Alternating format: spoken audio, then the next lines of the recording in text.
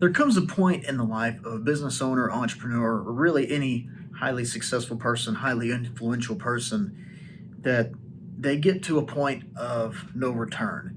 And that point really comes when they have learned something, where they have acquired some bit of understanding, some kind of knowledge, whether that be a skill, a way of thinking, or whatever it could be. And as a result, they hit this point of no return, where they look at themselves and they really examine and think about the possibilities. And they think, here are my options. I could take this newfound understanding, knowledge, skill, whatever it is, and do nothing, or I can go and utilize it and make some major changes. And I can impact the world in a major way. And that's the point of no return.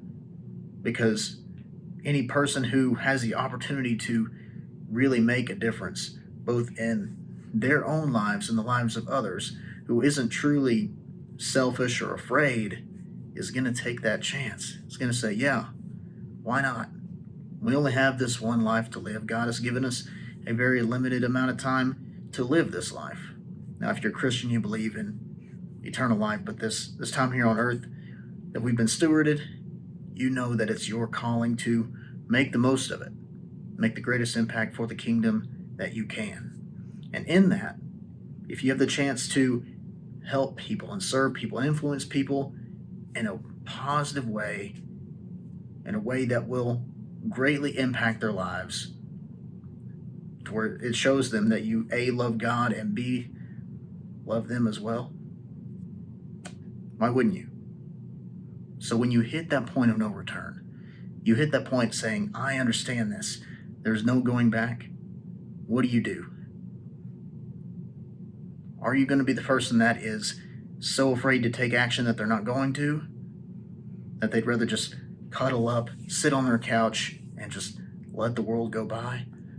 Or are you going to be the person that says, I know what's possible, I know what I can do, I know how I can make a difference, and you go out and you make a decision to make that difference, no matter how hard it may be, no matter what obstacles you may face?